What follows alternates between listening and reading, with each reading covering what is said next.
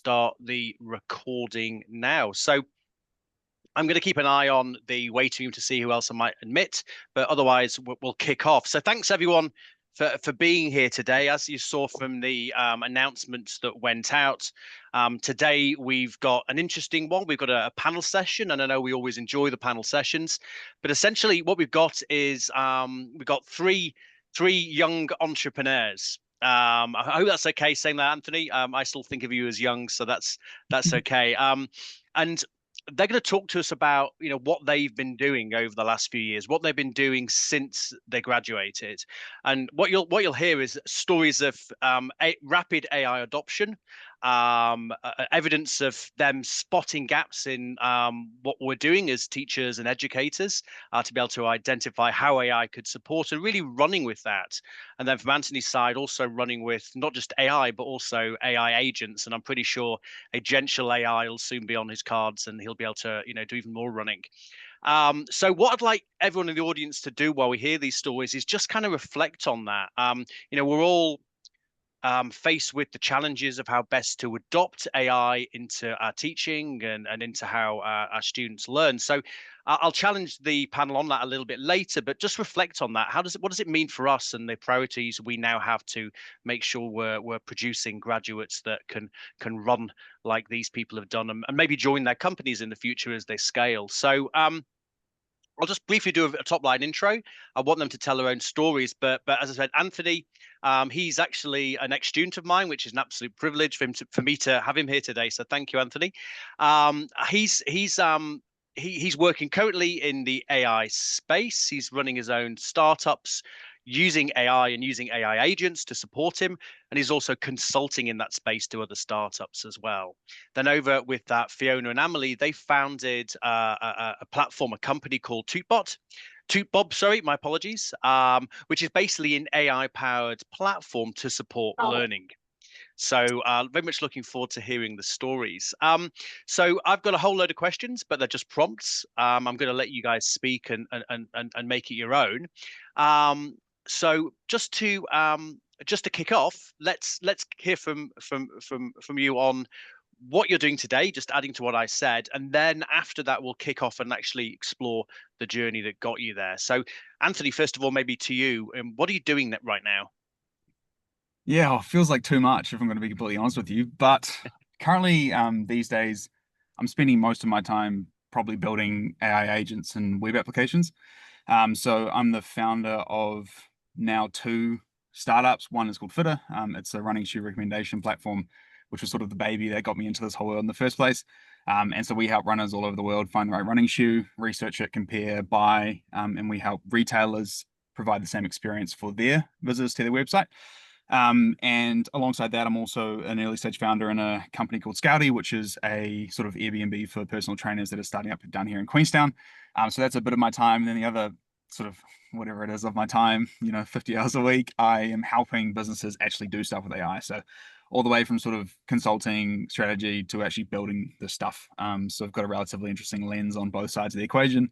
And I really enjoy sort of dropping into the traditional sort of business, whether it's like tourism or hospitality, and people who spent their whole life just doing rather manual stuff and helping them use this wicked technology to do some cool stuff. Yeah. That's really great. Thanks so much, Anthony. To the audience, because we've got many people here now, if you want to use the speaker view on the gallery view, you can hone in on the panelists. Your call, of course. Over to you, Fiona and Amelie. I'll let you distribute the load between yourselves, but tell us about TootBob. Yeah, so TubeBob is an AI-powered platform that we've designed to be the leading lecture tool for students and educators that uses responsible AI. So with TubeBob, we have sort of two views. You can have a student view and a teacher view. So from the student side, when they're watching a lecture, they can pull up a Chrome extension and it helps them by re-explaining lecture content in a way that makes sense to them in real time. This definition can be translated into a different language for non-native English speakers. It can be simplified, elaborated on, even turned into a joke to help students remember it.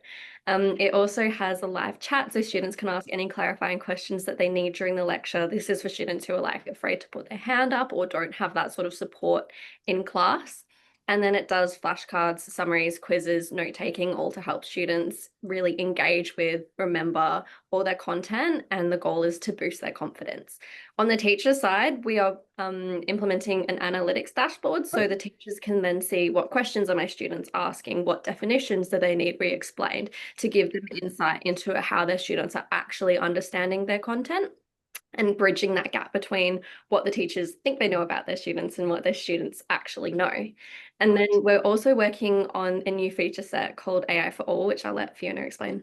Yeah, of course. So yeah, and you know, with TUTBUB in its core, we want to support students, and we've been building this for about 2.5 years now, and we've gotten to a stage where we've heard a lot of feedback from students that need it the most. And so we really wanted to build a feature set called AI for All.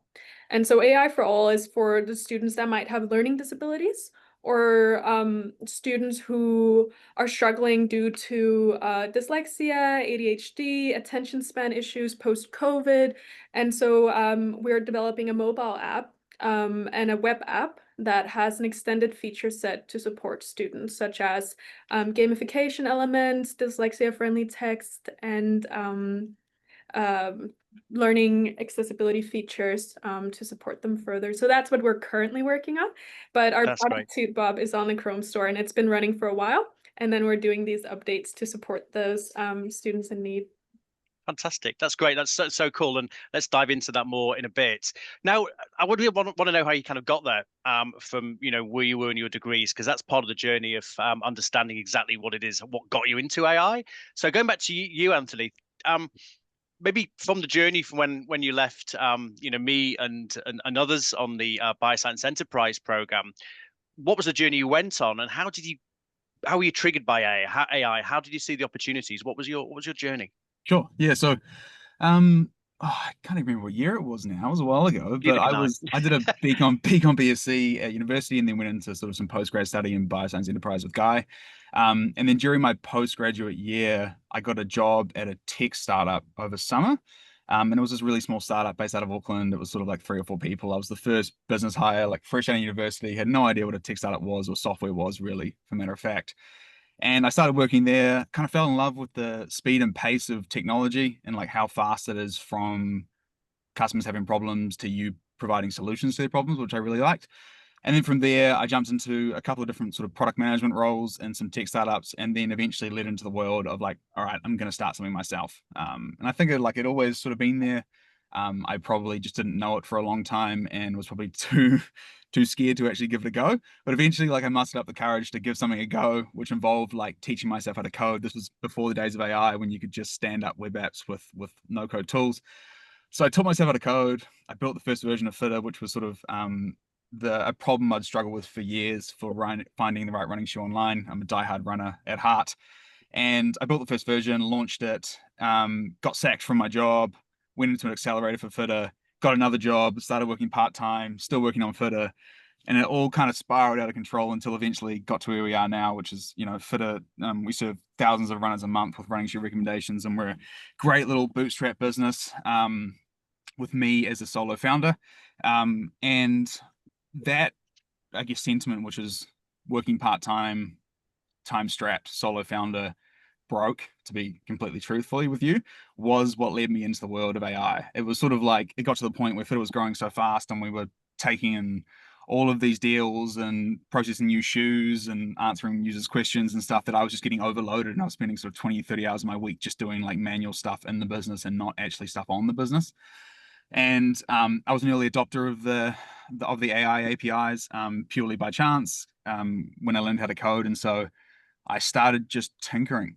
I started, I guess, just going like, what if this could be solved? And so I started building agents that could process deals for me, and I'd build agents that could answer users' questions, and agents that would research new running shoes and all this sort of stuff. And then it spiraled out of control until now there's sort of a team of 5 or 6 of them that sit behind the scenes at Fitter and run a lot of the tedious stuff and let me sort of work on, I guess you might say, like the more beneficial stuff, which is like talking to customers, doing sales, building new features, all that sort of stuff. And so that's what got me into the world of AI and AI agents. And now it's just like a part of my life. I code with it. I ask it questions. It helps me architect things. I synthesized customer interviews. It runs in Fitter. It runs in all the other web applications. I've got subscriptions to all of the LLMs you can think of and everything like that. And I've just ended up here, which is hilarious. And then now people have gone, how did you do that? And I go, oh, I did it like this. And they're like, could you do the same thing for me? And so that's sort of where we are now, which is I'm starting to help some businesses who find it quite overwhelming just with like the basics, which is like, you don't have to be spending 30 hours a week copying cells between Excel spreadsheets, like there's a new world out there.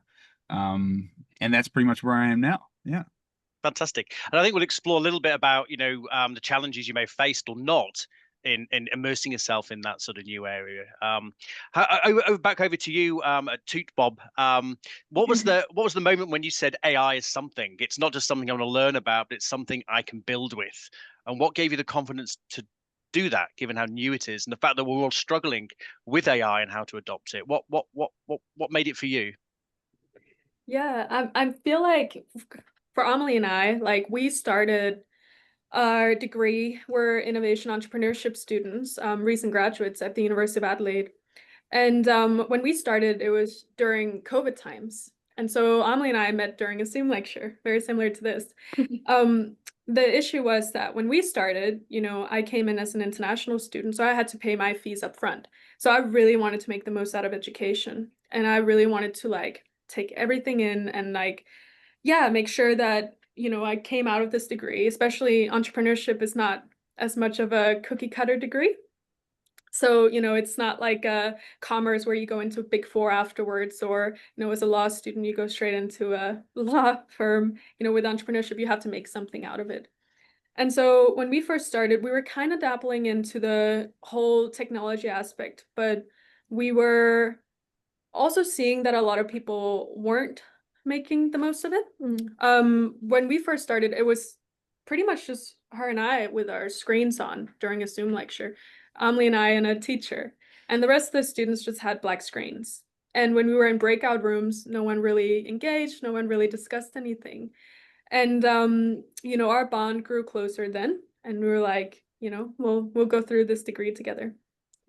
But then in our second year, when we went into our first in-person lecture, we went from being the top students with a lot of confidence, a lot of motivation, and a lot of drive to feeling that sense of, oh my gosh, there's 200 students in this room. The teacher is like 50 meters away from us, and I don't know what I'm doing here. Like almost like that imposter of like, I'm not the student I thought I was. And we started struggling a lot. We started not wanting to go to the lecture, having anxiety with even raising our hand, and we actually fell behind as students. And so during that time, we were fortunate enough to go into a class which almost challenged us and encouraged us to build a product as a part of our degree. And when we were in that course, being entrepreneurship students, we knew the basics of business. We knew that you had to solve a problem. And we wanted to make the most out of our education. And so we thought, well, what is the one thing that we've been struggling with right now? And that was studying. That was being students in a classroom. And so from that, we discovered that the most beneficial way to take our problem and turn a solution out of it was using AI. And that was sort of our little aha moment of like, oh, there's something to this. And we obviously didn't have tech backgrounds, but we used our entrepreneurship skills. And in that course, we actually stood up in front of the class and went around to every single table. And we're like, we have this great idea. And we're like these students, who want to like make the most out of the course, and we want to like build a product, but we don't have any tech experience. And we found two people, one majoring in AI and one majoring in cybersecurity. And from there, we forged this relationship and built something. Yeah. That's fantastic. That's sort of like the story of how we went from nothing into building with AI. And how you saw the opportunity where AI could actually yield some advantage in that setting. So that's really, really great. I love that. Back to you, Anthony. One of the things that really stands out in my conversations with you over the past 6 months, we've had a couple now. and it really makes me think, because I think that I'm enjoying being immersed in AI. I'm thinking about how it shapes my teaching, but this idea of agents I find so intriguing. Where can we go next? I mean, we're struggling with AI now. Agents are coming. So, what are your thoughts on that? How are you using them? And can you see use cases beyond just the workflow automation? Do you see that there's more there? Because I want people to think to reflect on what that might mean for the future of teaching, the horizon beyond just simple generative AI. Yeah, totally right. I think it's a pretty natural extension of where it goes, right? Like they started off as basic chatbots where like you'd ask it a question and it would spit something back at you, right? And then eventually I think people learn that like, oh, actually what it's doing here is it's deciding on what to do, right? It's like taking your prompt and it's going, oh, I should respond like this. And then people figured out actually you can kind of give it access to like tools, right? Which is like the ability to do something. And just like it makes a decision to send you something back, it can also make a decision to choose to do something, which was like quite a natural extension, right? And like unlocked the world. It was like chatbots were cool and useful for a couple of different things, right? And the team over there at TwoBob obviously have a great like use case for a lot of that stuff. And then naturally, as it's progressed, it's become just like, yeah, okay, like we can do some pretty interesting stuff with these things, and like almost give them the ability to do what a human might do, and let them go out there and train them and let them do their thing. And I think it's just going to unlock a whole bunch of doors. I mean, it already has, right? Like we're seeing stuff pop up in the world where like, traditionally you'd need to be kind of orchestrating and guiding it at the top, or you'd have to build it and let it run by itself. And now they can kind of like work with people as sort of you can orchestrate them and stuff like that, which is how I work primarily with them. I haven't got to the level of sort of fully agentic systems, which are like letting things make its own decision with a goal in mind and kind of letting it go free. It's a little bit scary to me still, if I'm completely honest with you. But I do think that like it's just changing the way that we work personally and also in business. So like workflow automation, as you mentioned, is a great example for that.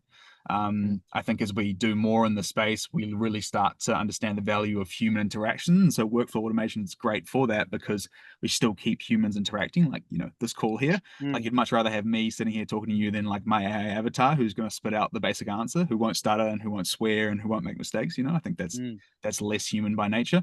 But obviously when it comes to it's developing pretty fast to which like we can start interacting with people, and we can start interacting between AI bots to start talking between systems where they start interacting with each other. And so like I think workflow automation is a great use case to come back to your original question, but also there's just so much room in the future to do so much more that is less about like business and more about like actual like personal work and purpose, which I think is where I see it going. So I think it's interesting when you talk about, because I think a lot of people think about AI and they think possibly even more so about AI agents as possibly replacing what we're doing. I still espouse the idea that human can be at the center of this, and we've just got to work out what it means for us to be a human, either better or more of it, whatever that might mean. So when you talk about the fact that workflow automation means that we can do more things like this with human interactions, what do you see as the sort of new opportunity that those sorts of things present to us as humans? Yeah, totally right. I think it's like you might have a 40 hours a week, right? And you spend 20 hours of that week doing stuff that you maybe don't like or is tedious and repetitive. And then you spend 20 hours a week doing the things that like sets your soul on fire, that like gives you purpose and all that sort of stuff. And I think the truth reality is that you might cut down all the stuff that you don't want to do or doesn't bring you purpose or doesn't, like move the needle on what you're doing as much and spend more time doing things that are actually going to do that, which I think is the key thing. And yeah, as you said, like, when the internet came out, there was a whole bunch of people who were really scared that they were going to get replaced, right? But the reality is what it did is just unlocked a whole bunch more high value jobs, right? And I think that's exactly what's going to happen here, right? Which is like, just like the internet came through and people were scared and eventually we had all these amazing opportunities come through, in business and personal life and work. The exact same thing will happen with us. Yeah, and I think something that we as educators need to think about as well. I mean, obviously, we're concerned about what this means for teaching, but at the same time, it's thinking about where can we use it so we can give more of ourselves. So whatever that might mean to us, I think we need to think about it. It's an important point to reflect upon. I think, how can we use these things in a way that keeps us and our learners at the center, but also is empowering for us because it either gives new opportunity or because it actually accentuates our natural ability. So no answers today on that one, but I think it is really worth bearing in mind. Thanks, Anthony. Going back to Fiona and Amelie, tell us more about TubeBob then. What does it actually do? How does it help students in two ways? How might it help them actually leverage AI and help them build awareness of what AI could do for them, as well as helping them with that human-centric aspect of actually learning and being empowered to learn? One of the things I think as educators we are challenged by is the idea that students can bypass learning. I would say that one of our challenges that is raised to us as an educator is how basically to rethink the process through which we teach. What are your thoughts on that, and what does TubeBob do to sort of address those things? Because I know you've given it a lot of thought. Yeah, I might start. So I, from my experience, found that a lot of the time when students use AI in education, is because they don't actually understand what they're learning about. So they'll ask, like if they're asking ChatGPT to write their essay, it's because they actually don't know anything about what they're writing about. And what we wanted to do with TubeBob is provide tools to students that help them learn. So TubeBob is to help students learn the basics. No student should have to leave a lecture going, I didn't even understand the basic of what we were learning about. How are they supposed to then apply that knowledge to their assignments? So TubeBob is there to be that base level of support so students do understand what they're learning about and have that confidence to then go into their assessments knowing what they're writing about. The second thing with that as well is that I believe that AI can offer personalized pathways for student learning.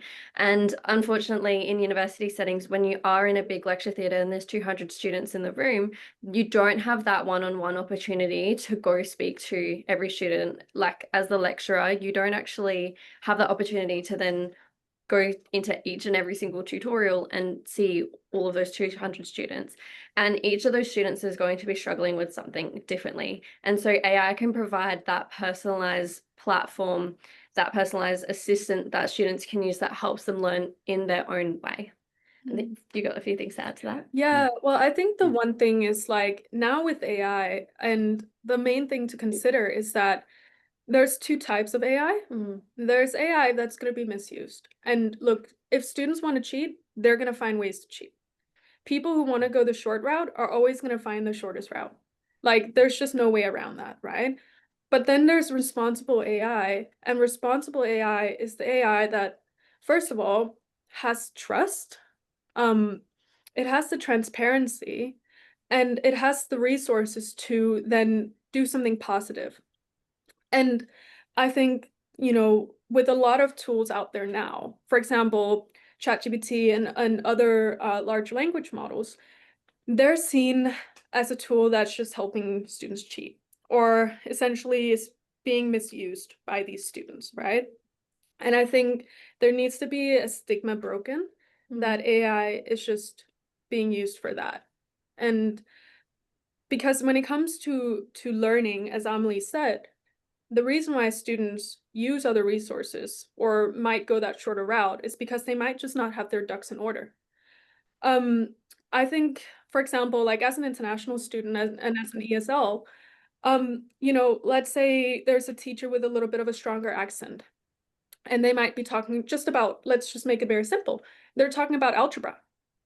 And I'm like, I don't even understand what the word algebra means. So then I'm going to go on Google, right? And I'm going to try to search up, like, what is this word? And I'm going to lose focus and I'm not going to actively listen. So then I don't even know what the word algebra means. I've lost focus. I didn't hear the next, 2 minutes of what my teacher just said. How am I then going to go on and solve an algebra equation, right? And that's the whole thing with like writing assignments, is that sometimes students just either lost focus due to something else, purely just didn't understand the key concept, or don't have time. And then to have a stigma saying, okay, well, we're just going to ban all this AI, or we're going to ban these resources that students might now feel comforted in using, I think leaves them with this sense of distrust that students are there to not want to learn. I think the other thing as well is like, students pay for their education.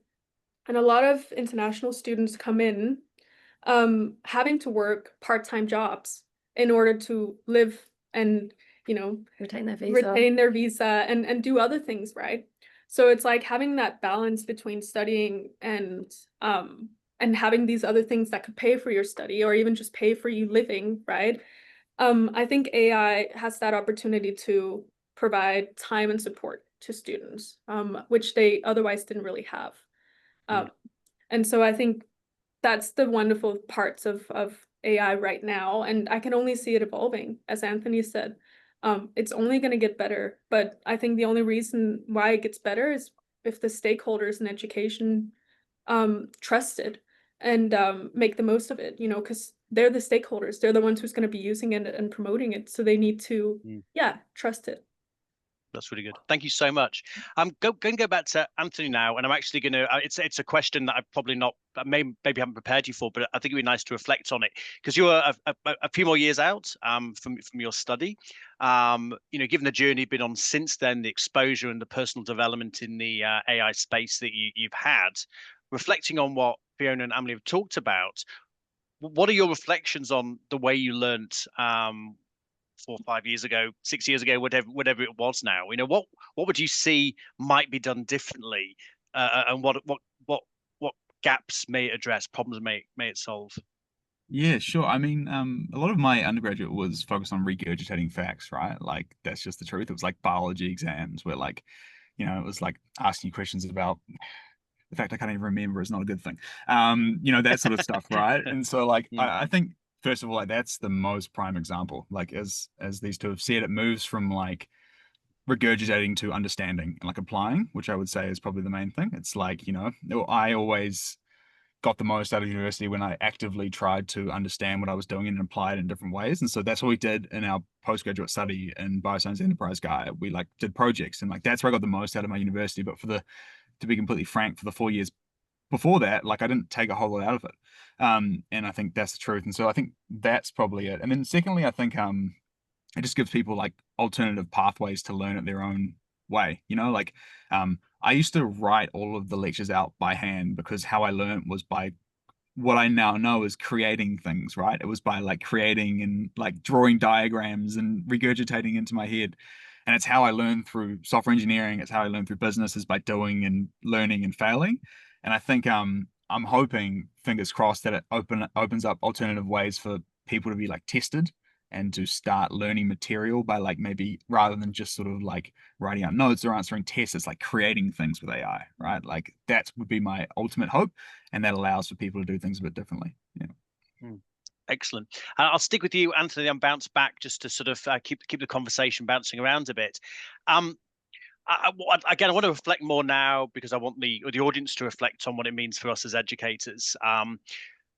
Thinking about the capabilities that students have to learn and adopt new technologies like AI.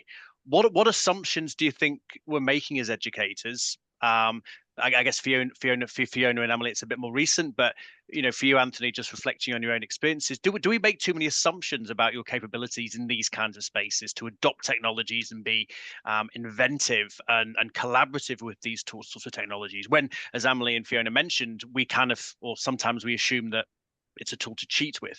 Do we underestimate people? I think so. Yeah, I think my opinion is that people need the space to learn how to use things properly. You know, if you're always sort of like rushing people through what they're doing and like they're going to use it for the shortest path to value, right? Like they need a grade on a test and they've got 2 weeks to figure it out. Like they're going to use the tool to get from where they are to where they need to go in the shortest path to value, right? And like that's just how it is, and that's what the system sort of rewards. But I think people and students especially, and like I need the space, like freedom to explore and try things out and like learn how to use them and learn how they fit in with my life and all that sort of stuff. So yeah, I definitely think that there are probably some assumptions made and about how people intend to use them, but also like want to use them. You know, like when I first started using it, it was like very transactional. It was just like, I need this, give it to me, I leave and I go. But like now it's kind of become a little bit more ingrained into what I do every day. And it's kind of like a supplement rather than just like a purely transactional relationship. But that all came because like I took the time to like explore what was possible, and like it was at my own pace, and I was like experimenting with what I wanted to do with it. And so I absolutely think that, yeah, there's probably some assumptions there made, but like to kind of get past those assumptions, I think you need to give people the room to actually explore it themselves. Yeah. Absolutely. And that's the challenge for us as educators. How do we do that well? Because I think it's our duty to try and do that. Thank you. Over to you guys. What are your thoughts on that? Ooh. Well, And I and can how does TubeBob maybe offer something there as well as a platform? Yeah. Well, I mean, I think first of all, just to add on to Anthony's point, I think we've all experienced this before. I mean, you think back to the time where it was like you had to learn how to write cursive. And you were learning how to write cursive for so many years, and you had to be in between the lines, and it was very structured.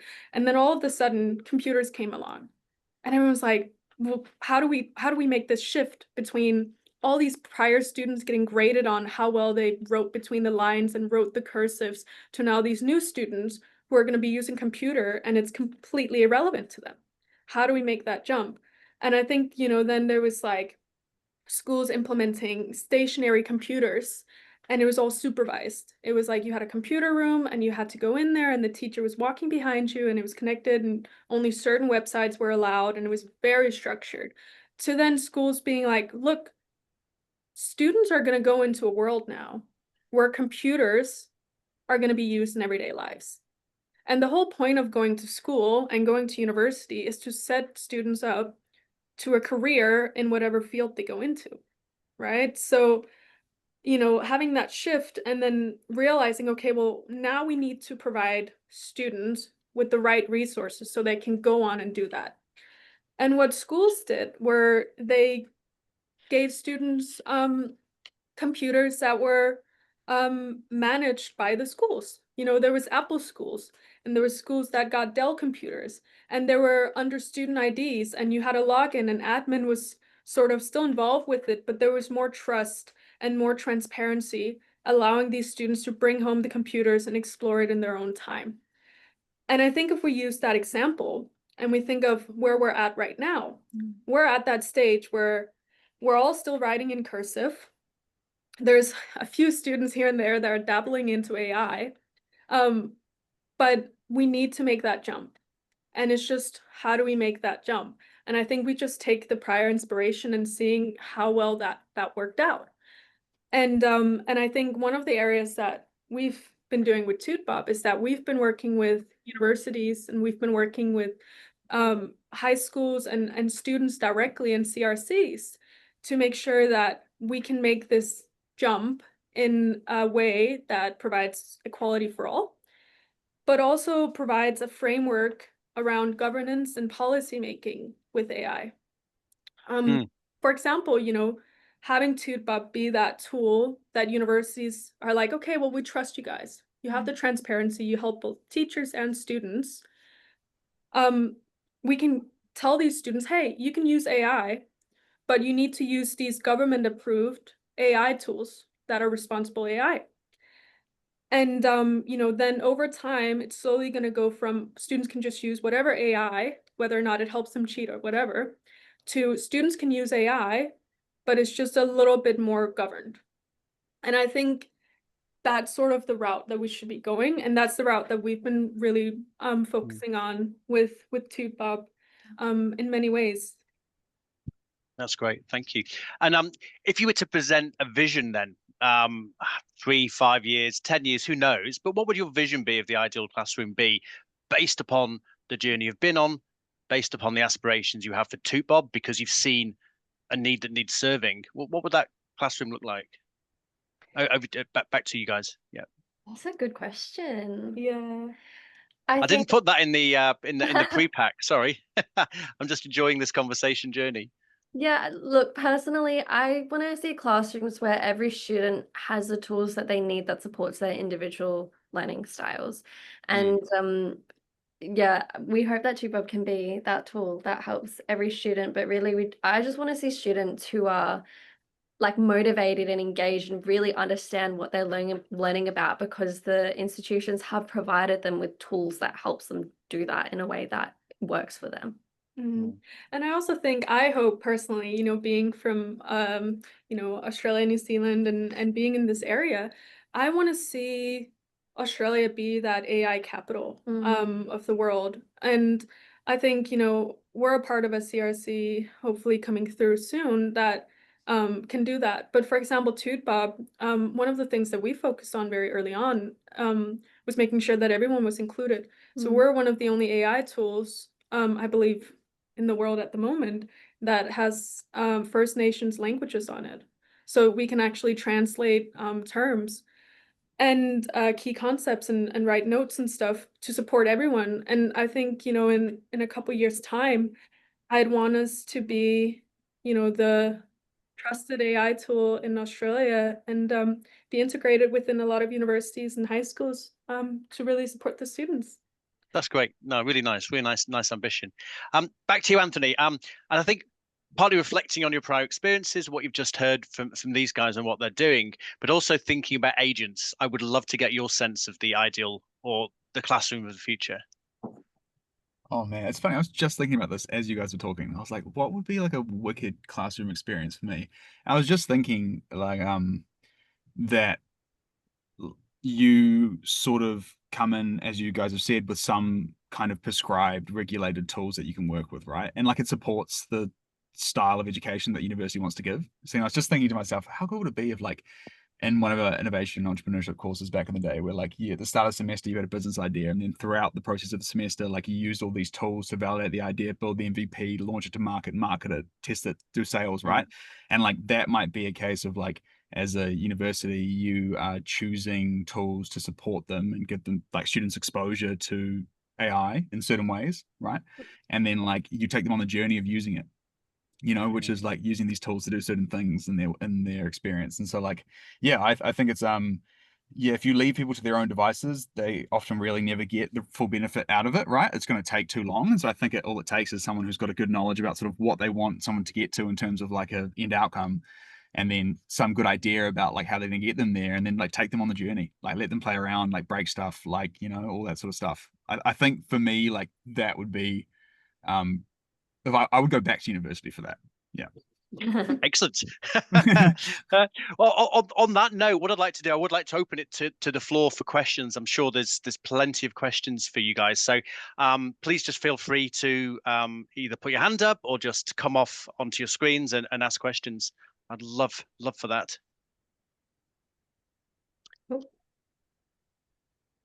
Cool. I've actually got something coming through on chat from Andrew Withy.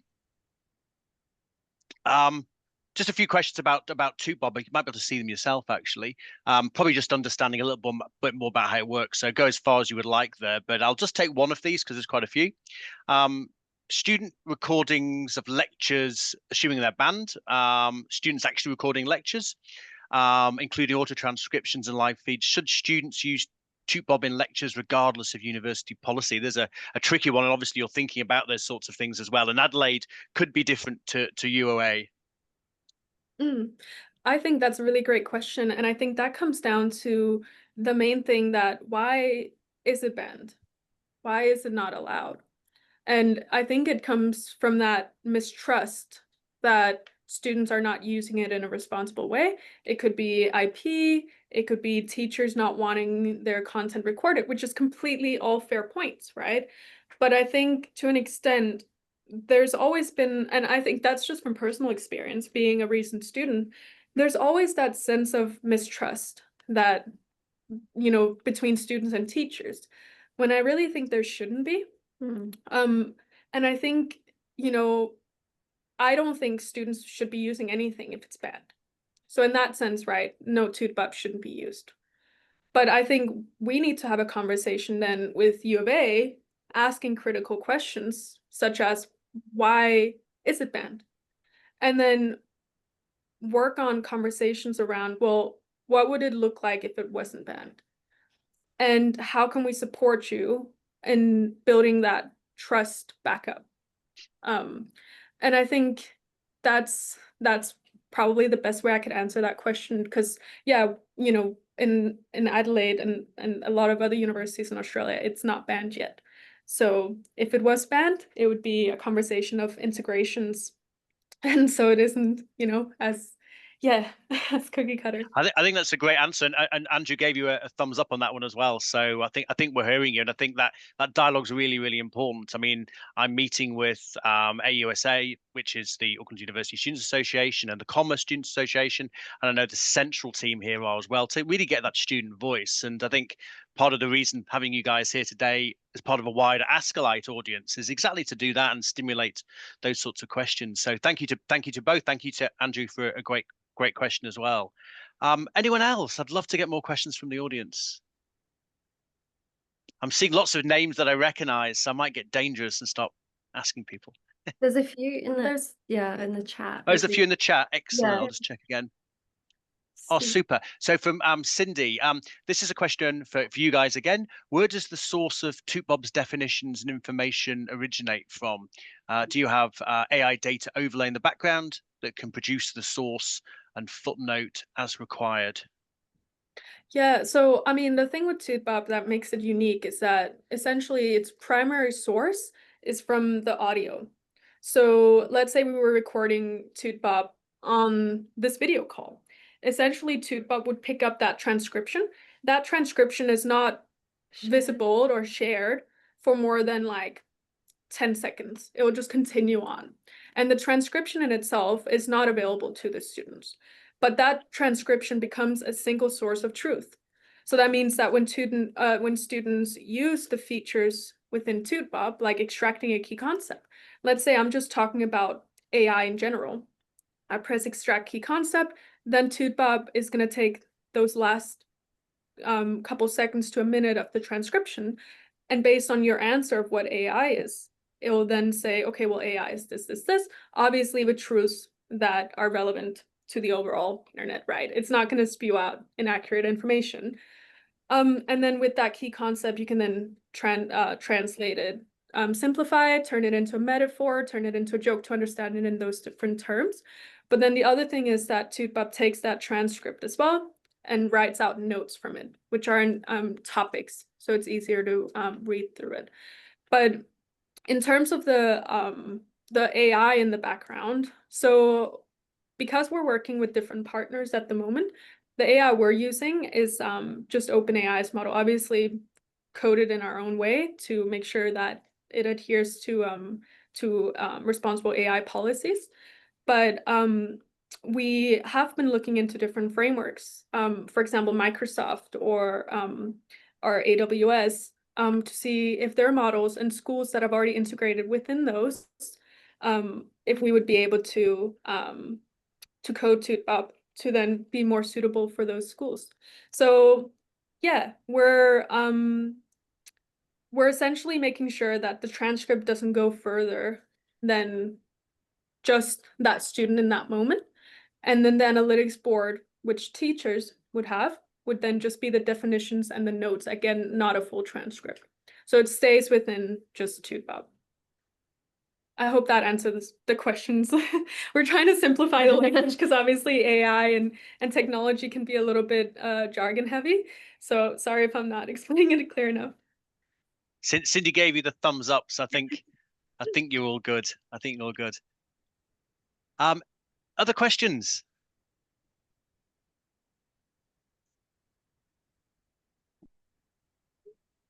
Maybe while we wait, Andrew. We've got one from I'll let you finish there. So my apologies, Amelie. Okay. Andrew had a second question that I would like to answer. Absolutely. Feel free to go for that. The ability for students to listen and take notes and the benefit of writing their own notes will get lost if they can simply read a paragraph summarizing each 10 minutes of the lecture. So I, like Anthony, I'm the kind of student who loves to write out notes on every single thing.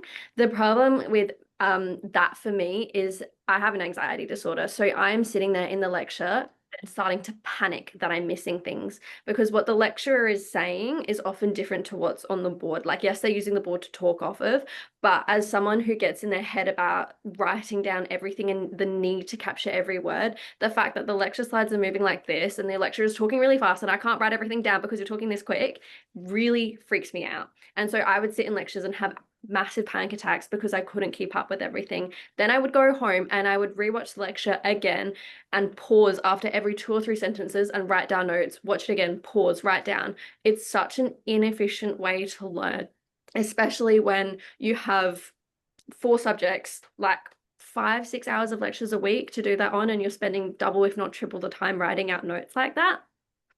So for me, that wasn't a sustainable way to learn, which is why we put automatic note taking in the system. What I want to say with that is that we have a program within TubeHub where you write your own notes. So you can create your own sections and you can type your own dot points into the program and it collates it with what TubeHub has written. So that way, if you are the student that likes to type or write your notes, you are doing that, but you have the assurance that TubeHub has grabbed other things in there that you might have missed, so you're not panicking. What we are working on with then the AI for all and with like our app, we're working on a feature where students like on a laptop can, or what do you call it, like the tablet can write their own notes, and then again like handwriting notes, but then again gets merged into with the rest of the notes that TubeHub has written to support all the different types of learners. And also to further extend on that, you know, there is a point where writing notes is beneficial, but active listening is also beneficial. So we want to make sure that both of those are in place. Like, you know, for example, if you are writing notes and you're not, you know, properly listening and watching the content because you're trying to take down every single note, you're missing out on that active listening, which is a huge part of learning. But it really comes down to whichever learning style. You know, I don't think TubeHub necessarily takes away from being able to write your own notes, but it is just that reassurance, as Amelie said, that you can do both. Fantastic. No, love that. Thank you very much. I've got a question actually in chat, which you can see yourselves as well from Wen. And I think just to kind of paraphrase that, I think it's something, again, we all face as educators. But both Fiona, Amelie, and also you, Anthony, talked about that vision for the classroom of the future, the ability to change what we do and how students learn through a more sort of proactive, embracing AI to create something over time. So learning by doing. We talk about that a lot in some of our courses, and I will quickly plug the product management specialization of the Master of Business Management here at the University of Auckland Business School, because we are approaching things in a similar way to what Anthony mentioned. But how do we do it? I mean, if we're traditionally engaging with students in a certain way, there are challenges for us. I think that's for us to grapple with as educators. That's part of our responsibility, but time is of the essence. You know, we're rolling out stuff quickly. We go back to back in terms of quarters and semesters. Any thoughts on that from you guys? That's a challenge, I know, but I'd love to get your thoughts. And Anthony, anything you've got as well on that one? It's tricky. It's been a while since you've been at university, but maybe lessons, Anthony, from the workplace. I mean, when it comes to actually the way you consult with people, the way you advise people, how could you see that being replicated maybe in a business education environment? Again, tough question just thrown at you, so my apologies. No, it's a good question. It's a great question. I've probably got two takes on that. I think first of all, half the battle with this is just getting people to understand what's possible. It's like, it's the classic case of like, in entrepreneurship, there's quite a famous saying where it's like, if you ask people what they wanted, they would have said a faster horse, they wouldn't have said a car. And it's because sometimes people can't see the problems to be solved or the solutions if they're too close to it and they don't know what's possible. And so I would say that like probably a part of this is like staying ahead of what's going on as like leaders in education, as like lecturers and people designing the courses. It's like, what is like actually possible? It doesn't mean you need to implement it, but like, what's actually possible? Because, in 6 months' time, it's going to be completely different to what it is now. And that was one of the challenges that I faced in my journey, which was like when I started building, it was like a lot of stuff wasn't possible. And then 4 months later, it was possible. Yeah. I think staying on top of that is probably one thing. And then secondly, I think it's like leading from the top. It's like the most engaged companies are the ones where the business owner buys into AI. And so then they become like an advocate for it. And then as a result, they preach like a AI first approach to people beneath them, right? And like I wouldn't see it being too dissimilar from a classroom or a lecture theatre, right? Where like the person who's leading that is sort of deeply ingrained in it and is like promoting it rather than sort of like trying to pull the reins back on it a little bit. And then you will get people in the classroom who are like actively taking it up and start asking you questions, and you create the nice dialogue that I think comes in a business too, which is like, you know, for example, if you go to a tourism business down here and, you know, they've got a team of 3 people manually creating rosters every single week for 50 staff, right? Like, and the business owner has just, that's the way he thinks it goes and he doesn't see any different. Like, that's just how it's going to be, right? Until like you have a conversation with him, you let him know it's possible, and then he starts thinking, and then he goes, oh, actually, I think there's a different way to approach this. Then he starts thinking about AI tools, and then his team starts thinking about AI tools, and then you then get in there, and the success rate of that actually lasting for a prolonged period of time is so much higher than you just prescribing. And so I would say, like, I think it's buy-in from both sides, and it's really important that it comes from above too. Yeah. I love that. I love that. There's actually another question in chat for you as well, Anthony. So I'll just read that out so you can see it probably yourself from David. So thanks, David. This is about how you stay informed. Exactly to your point there. It's moving so quickly, and this is good advice potentially for us as educators because we struggle with it, of course. How do you stay informed on the world of AI and agents? And also, what are the most common problems that you face? Is it your clients who want to just know about AI, the fundamentals of it, or are they more advanced users with specific use cases? Or are there use cases where you go, hey, you could use AI or AI agents here? Yeah, I think yeah, it's the challenge. I never fully understood what was possible until I started like building with it. And I think there's lots of great theory out there, like people posting newsletters and LinkedIn content and such about like, oh, you know, OpenAI just released this new update to GPT where you can do web search via API, right? And like that's cool, but it's like, what does that actually mean? You know, like, and I think that then falls on the responsibility of the person to like monitor that, but like actively be out there building things. And I want to give you a very biased builder's opinion because I'm a builder and I believe that like going out there and breaking things and trying things and butting your head against the wall is the way to learn what's possible. And so like, in my personal opinion, you should stay up to date with theory through newsletters and following people who are smart on Substack and everything like that. And then you should be thinking actively about like, how does it apply to your specific domain? Because probably people will never give you the answer straight up unless you've got someone very smart in education who's creating a great piece of content every single week, taking the updates of all these big players and synthesizing them down into what's available for education. And then the most common problems for businesses is still trust and like what's possible. And that's just like that. Like, you know, it's like we're in a bubble. As much as we might not want to believe it, we're all here in a bubble. You know, we like know what AI is and we're building with it. And you know ChatGPT, and you know that you can ask it this question and turn on an MCP server that goes to your Google Calendar and updates it, whatever, right? But the truth is, if you ask the average person, they have no idea, like zero idea. And so half the battle is just kind of going like, this thing is here, like by sharing my experience with you, which is how this all works with me. It's like, oh, I did this thing. Yep. And they're like, oh, that's interesting. I also spend 4 hours a week manually sending invoices for Dunning, right? Like they start thinking themselves, and then, you know, you break through that first barrier and then you get to the next barrier, which is like, how does it actually work? And so, yeah. And then the final barrier is trust, which is like, people just don't trust it. Like ChatGPT has hallucinated to them and given them a fake fact. And then they just immediately have a bad experience and they don't trust it. But like in truth and reality is that actual systems, like what I imagine you guys have done with TootBob, is completely different, where it's like reliable and it's authentic and it's tailored to the person and it's not trying to please you at every single corner, right? And so I would say those are probably the main things. Yeah, looking beyond the horizon of your web app sitting on an LLM, it's not just ChatGPT and Claude that's good generative AI. I absolutely agree with it. We're getting to the stage where people are going to start needing to disappear off to meetings and lectures, etc. Just to close, any final words? TootBob first. Any final closing words? Oh, Doug, have you got a question? Oh, no, just I just saw you appear. Yeah. Just a comment. I just think this has been so interesting and inspiring, and it's about AI and it's about possibilities, but it's also so human when you come to thinking about the future of learning. You know, the TootBob examples, there's been so many of them. You know, some people are different and people learn differently. You've got a tool for turning what the lecturer is saying into a joke so they might remember it. Really interesting. The anxiety story also, that, you know, making us understand how different people learn differently. The imposter syndrome, you know, that generation of starting university online and suddenly going into a classroom. This has been full of just really fascinating things. So thank you so much. Thanks, Thank Doug. you. Thanks, Doug. That's so kind. Thank you very much. So any closing thoughts, Fiona, Amelie? Ooh, do A you want to start? message for us to take away and mull over, maybe?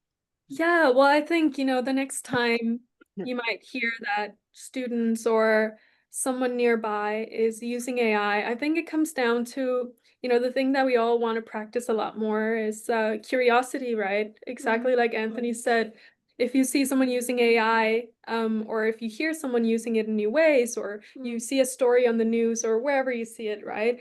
Instead of maybe thinking negatively first, thinking of it in a curious sense. Yeah. Like, are the students using it for a certain reason?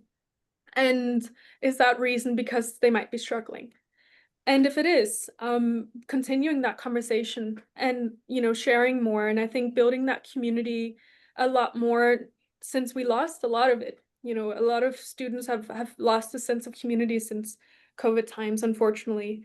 And, you know, we want to rebuild that. And I think AI is giving us the perfect platform to rebuild a community from scratch again, and building it in a way where everyone is included. And AI is for all. And, you know, leaving this conversation, I'm excited to see these conversations go on and the curiosity being sparked again. And Amelie and I, you know, we'd love to continue the conversation as well. And yeah, if anyone is ever in Adelaide, or, you know, want us to have a further conversation somewhere else, you know, don't hesitate to reach out, because we're very passionate about this. Yeah. Clearly. Thank you so much. Anthony, closing word of wisdom or provocation? Yeah, I would just, yeah, I think it's curiosity is a good word. You know, just like be curious, like don't be afraid to get into it and start trying and breaking things yourself. I think like don't wait for people to give it to you. Like get in there, try things. Like the best thing that came for me in my journey was like kind of just like going in there blind and bouncing around and popping out the other side eventually. Like it was so valuable for me. And like I think we just need to give people the space to do that without getting, you know, negatively graded on tests or anything like that. I think you'll see really great outcomes. That's great. Thank you so much. If you guys can stay on, because I'll just say thank you to you. Everyone else, thank you so much for your time. Thank you so much for logging in. Thank you so much for your questions. I think we'll all happily give these three a round of applause and best luck for the future. So thank you so much. Webinar recording will be available, so we'll distribute that accordingly through the Askellite site and make sure that's fully publicized on LinkedIn so you can access it. Thank you so much, and great. Have a great day. Thank you, everyone. Thanks.